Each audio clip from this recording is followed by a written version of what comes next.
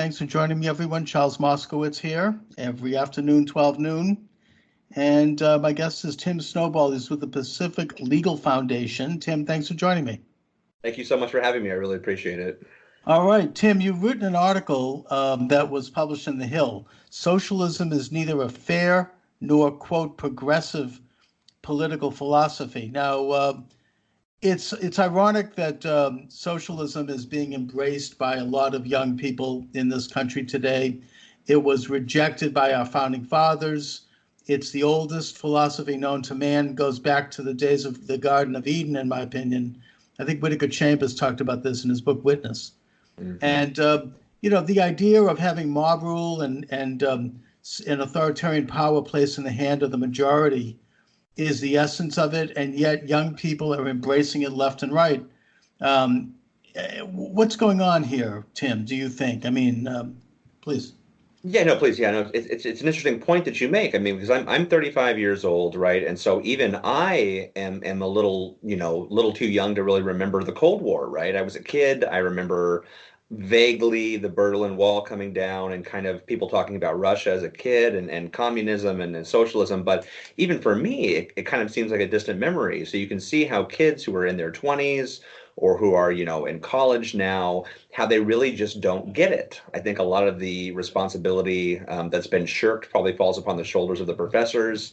I mean, the professors know, at least those who are well acquainted with history would know, that socialism has never worked in a pure form when they've actually tried it in practice. I mean, Karl Marx may have been a great fiction writer, right? But most of what he wrote down in his books has not come to pass, and so it's a strange phenomenon. I go to a lot of college campuses. I speak to a lot of students, and when I speak to them, I get the sense that, as you mentioned, they don't mean socialism, the actual, political science sense or sense of the 20th century. They're actually talking about something that's quite different, that's become kind of this trendy catch-all for, desirable policies on the left. This is hashtag socialism by AOC and others, and it doesn't bear much resemblance to socialism in the classical sense, but I still do think it is a dangerous trend that we should be trying to remedy. Well, first of all, you're right that they don't remember the old Soviet Union. They certainly are too young to remember the socialist experiment that was Nazi Germany. They don't realize what life was like in these socialist hellholes that were held up as utopian paradises in their day, and that were supported at various times by the international left. And they certainly don't know what life is like in Venezuela today, as you point out in your article. I mean, I don't think any of these kids would survive 5 minutes in Venezuela without their bourgeois parents' trust funds. And yet there they are, So we need to address not the reality of socialism, which is very easy to present, but what is it emotionally about this that is appealing to young people to the point where they're willing to go out and vote for avowed socialists like Bernie Sanders and less open socialists like the rest of most of the other Democrats running for president, and people like AOC and all of the rest. I think you hit the nail on the head, in your opening portion when you were talking about American values, right? And so I think it really comes down to an inversion of values. I mean, there were core ideas, as you know, upon which our country was founded. The rule of law, constitutionally limited government, and of course the dignity and respect for the rights of the individual, inviolable rights of the individual. And so when it comes down to it, I think that when I speak to socialists or I listen to their rhetoric, right, it comes down to a prioritization of equality. They have this idea of equality, and that somehow, if we're not all, perfectly materially equal, that somehow there's been some injustice there. Somehow someone has done wrong. This idea of a fixed pie, right? That if I somehow benefit or I somehow make a profit, I must necessarily be taking that away from somebody. And that's not how basic economics works, right? I mean, when we talk about basic productivity, you look at a Bill Gates, you look at a Mark Zuckerberg. I mean, these individuals have added so much value to society. I mean, roll back the clock and think of what business was like before something as basic now as Windows, right? or instant messaging or all of these other features that we look at that we take for granted now that have added trillions and trillions and trillions of dollars to the economy. And so you look at that, and from that perspective, I mean, I wish there were more millionaires walking around, right? Of course, Because that signals to me that they have been productive, they have added value to society through voluntary exchanges, and that everyone else has been made better off. I think part of the problem, of course, like we mentioned, is a failure of education. The famed economist, Frederick Bastiat would always talk about the seen versus the unseen. That was one of his famous insights, right? And so the seen, of course, that people might hearken to when they're talking to socialists or about socialism is, oh, look, we've got there are poor people, poor people exist, right? That's the seen, right? What they don't see, and what economists have to search for. Economists are kind of like social scientific detectives, right? Is the United States still has an amazing social mobility. You know what I mean? You can still start out at the bottom quintile in terms of the economic ladder and still reach the top quintile. We have one of the most mobile societies still when it comes to economic betterment. And so that's something that you have to dig a little deeper into that I don't think a lot of these students, I'm sure they're capable of doing so, but that's not trendy. It's not, as you mentioned, an emotional thing. It's not exciting.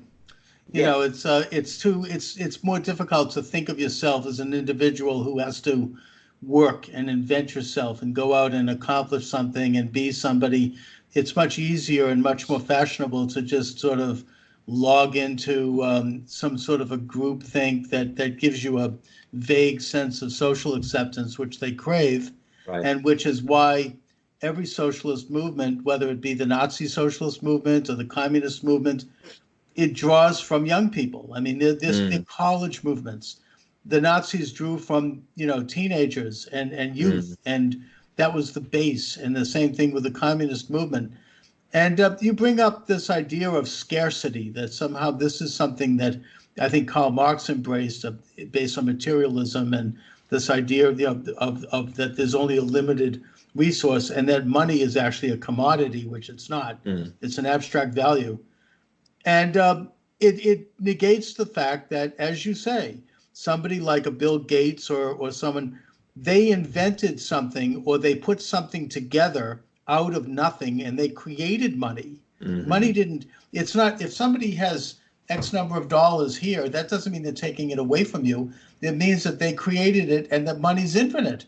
It's as infinite as the human imagination. So the result is that the dot-com explosion of the 1990s, the telecom explosion, these were situations where, as a byproduct, money was created out of nothing because of invention, because of the culture, because of the need, an idea put into practice.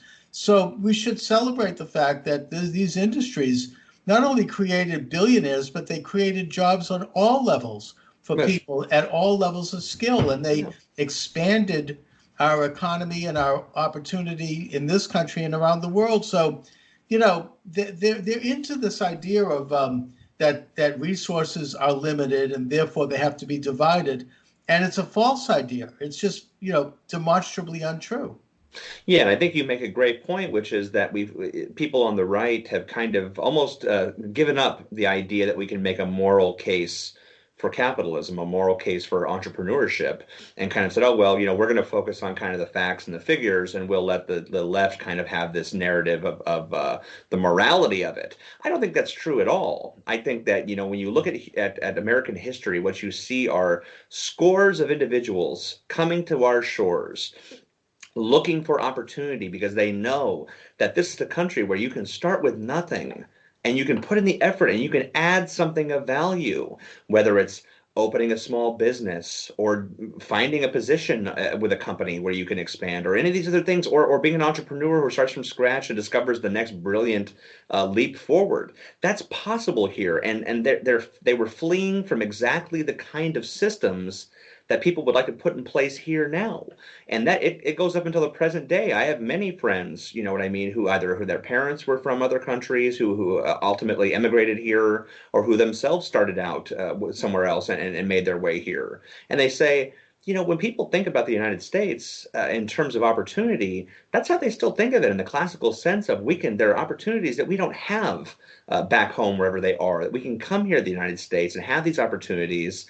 And it's really a legacy I think that we should cherish, and we should work to kind of argue that, there's been no system thus far implemented or discovered in all of human history that can hold a candle to free market entrepreneurial capitalism, to quote Milton Friedman, right?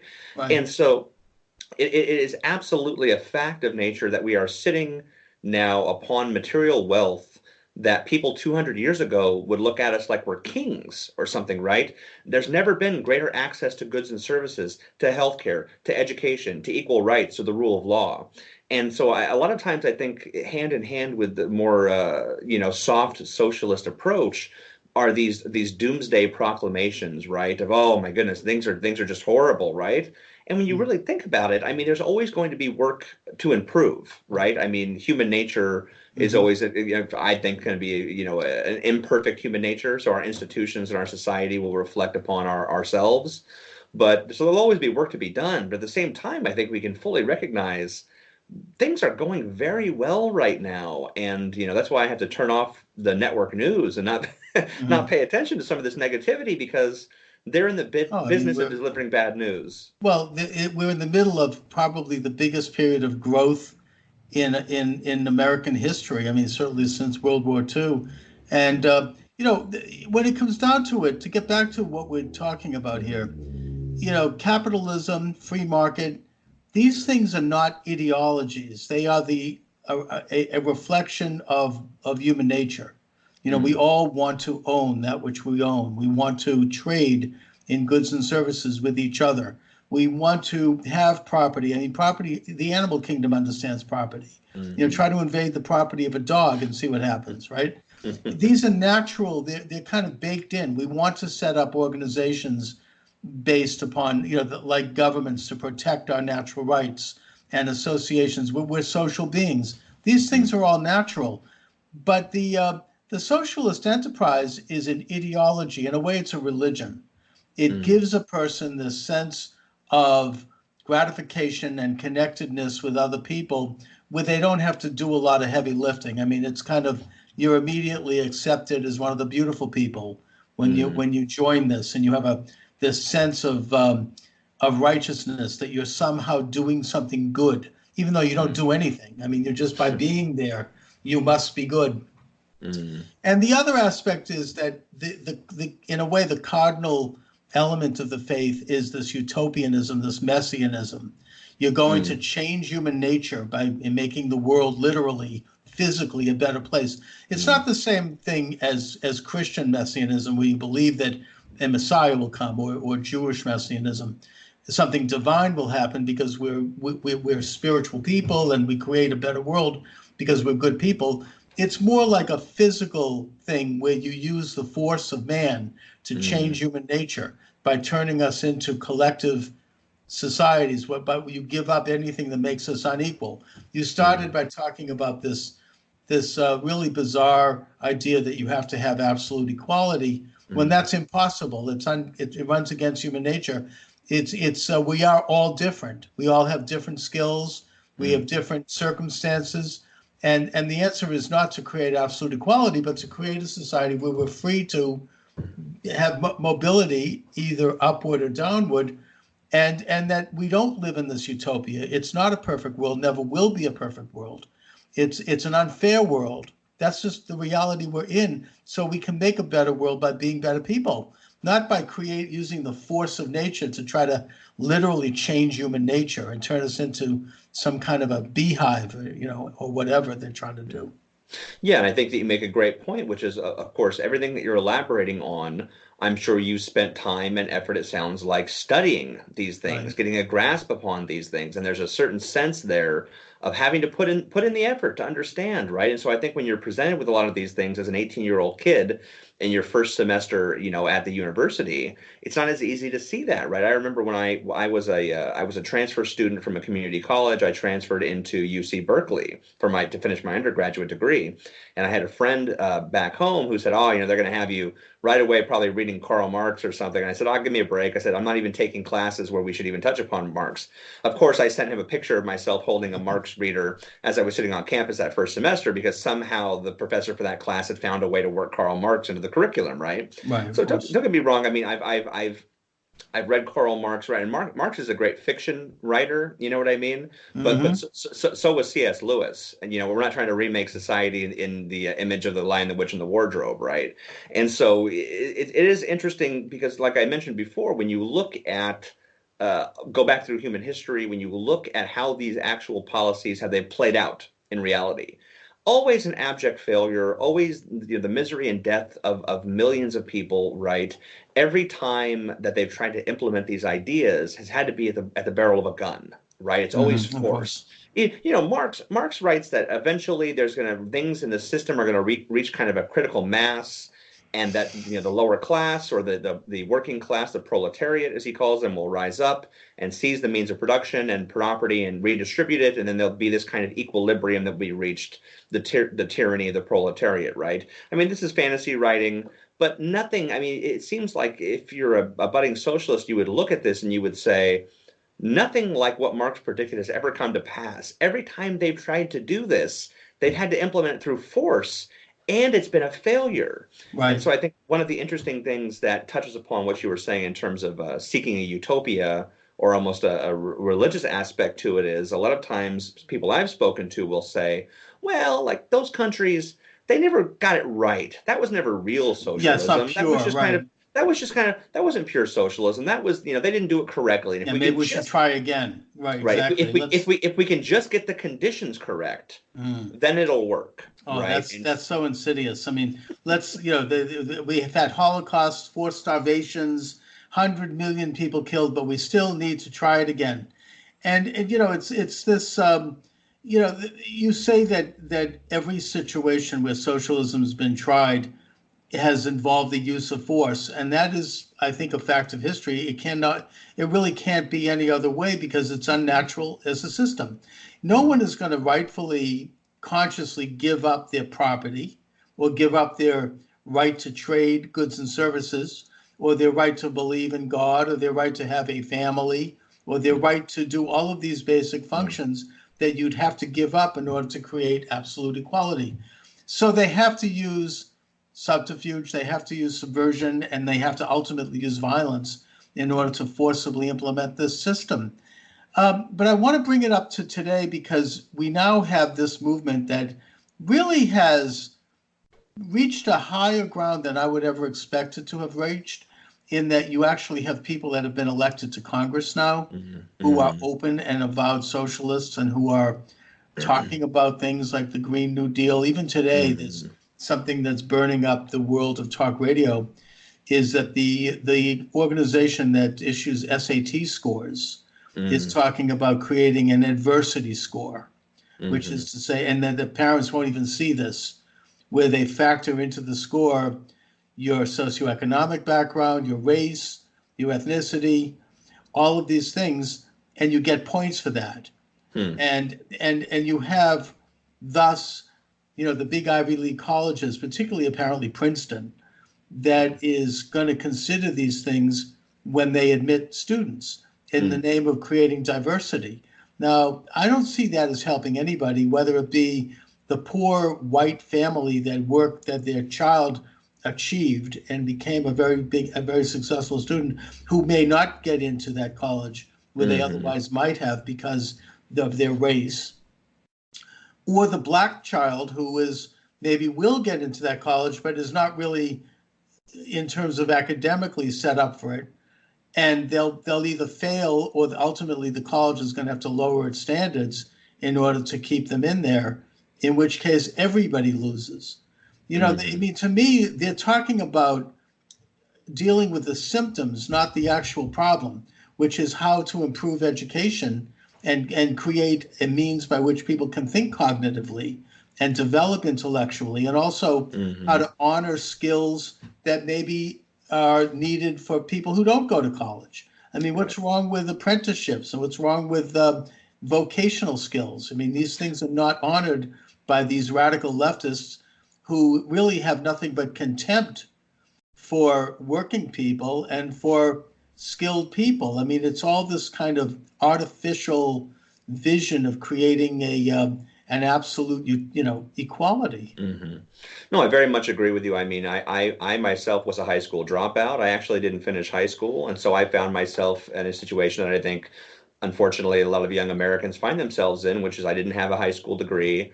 I hadn't been set up, with a family. My family, no one had really gone to college, and so that wasn't something that was particularly I was guided toward, as a young man, and so I found myself in the workforce, kind of working a menial job for a number of years and had to make the decision in my mid 20s to go back to school. And it's a heck of a thing to be 27 years old writing your first paper or learning how to use the quadratic formula for the first time.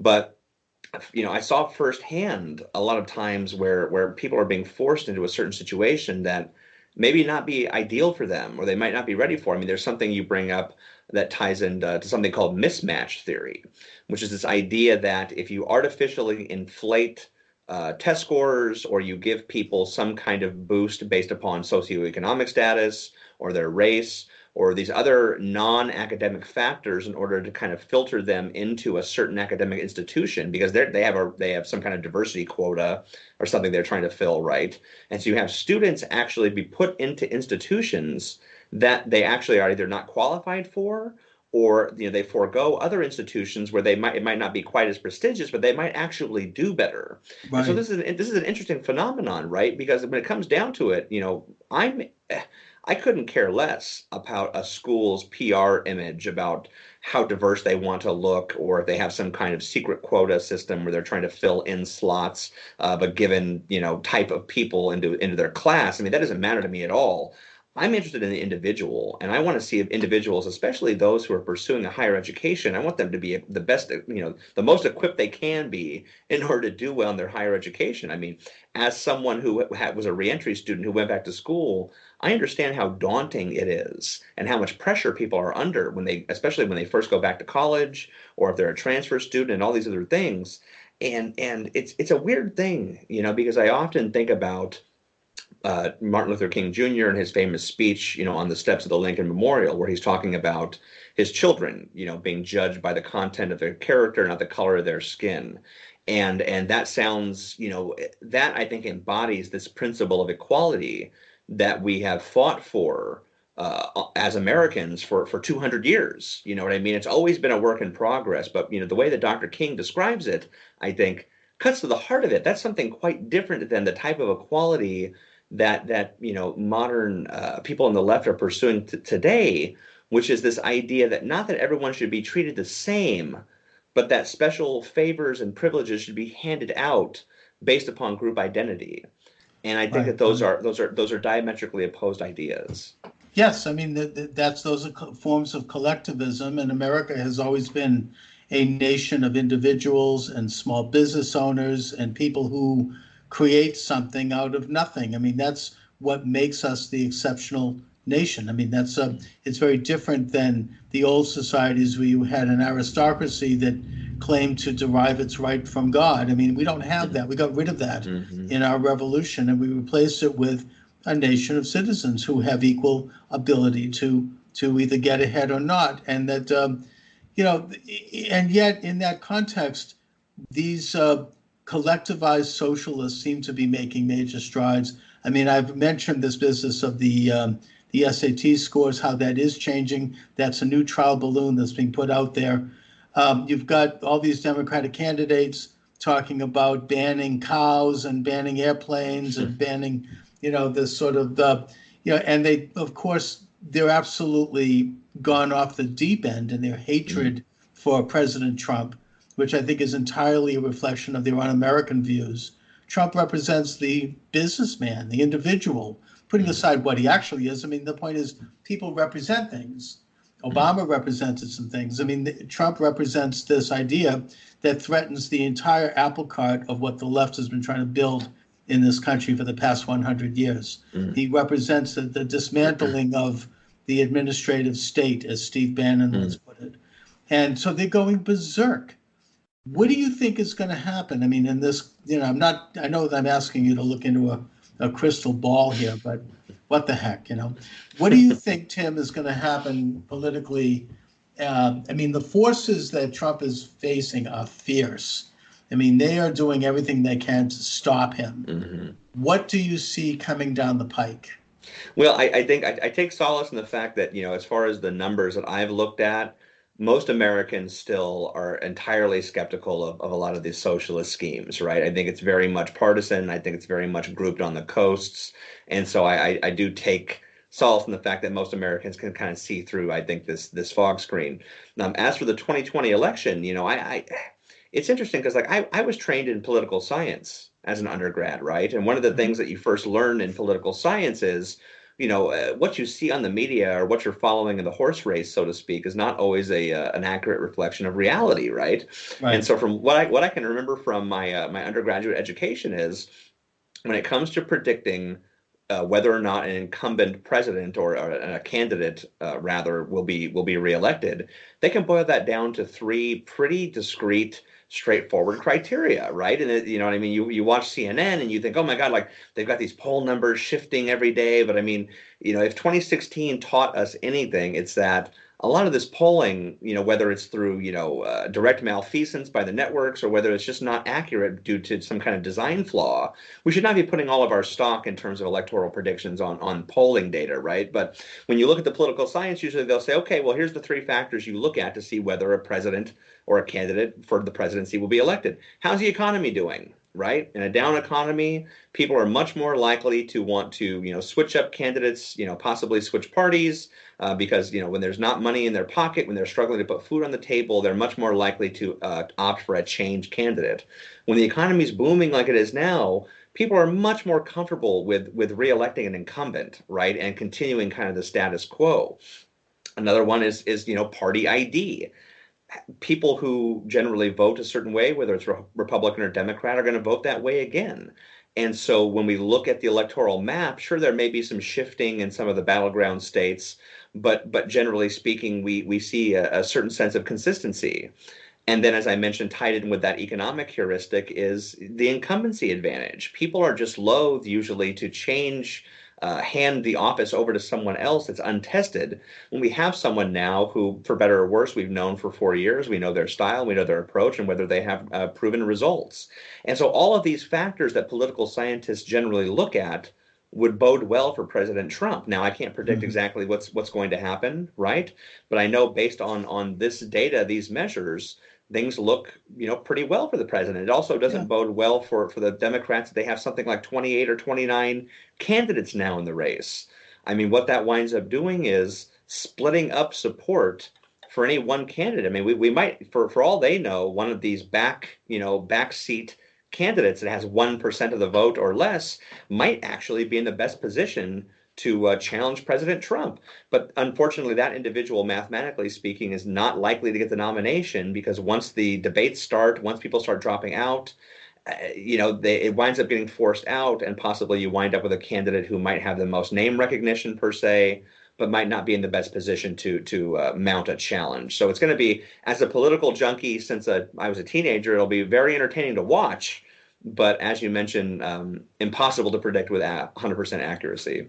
Right. I mean, I think that also we have to realize that President Trump is a counter-revolutionary figure. Mm. He is challenging this whole rotten left-wing move that's been going on in this country, I think, for the past probably 100 years.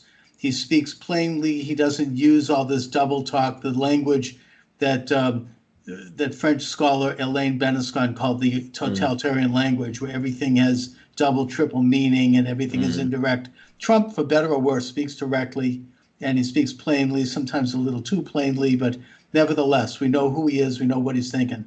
And that alone is really shaking up the entire establishment. All right, Tim Snowball is my guest, Pacific Legal Foundation. Tim, talk a little bit about what you guys are doing over there at the Pacific Legal Foundation, where people can reach you, what you're working on these days, and what's coming up with you guys. Yeah, absolutely. So, yeah, PLF has been around since 1973. We were founded by former members of then Governor Reagan's staff here in the Sacramento area. And we exist purely as a watchdog for constitutionally limited government. I mean, we work 100% pro bono for our clients. We don't accept any fees. And our entire purpose is really to enforce the Bill of Rights on out of control government. I mean, you talk about dismantling the regulatory state. We've been at that for decades, and it's nice to see, our efforts and the efforts of other partner organizations and others start to bear fruit. As I mentioned, we were founded here in Sacramento, but now we're a national organization with lawyers and offices all over the place. And so it's a real pleasure for me. Working at an organization like PLF was really a dream job for me.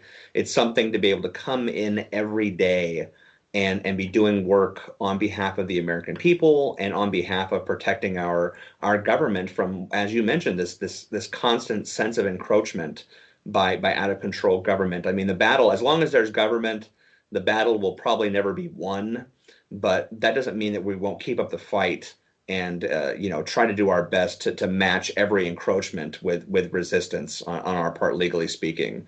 If your audience is interested, you can find us online. pacificlegal.org is the website. We're also on all the social media platforms, on Twitter, on Facebook. We produce some amazing content on YouTube in regards to our clients. Our practice areas include property rights, equality before the law, taking on the administrative state, free speech, and of course, economic liberty, which is every American's right to earn an honest living, free from government involvement. All right. Very good, Tim. Listen, I want to thank you for joining me. I admire your work over there. And let's stay in touch and do more programming from time to time. And thanks a lot. Have a great day. Thank you. Happy to come back anytime. All right, Tim. Thanks.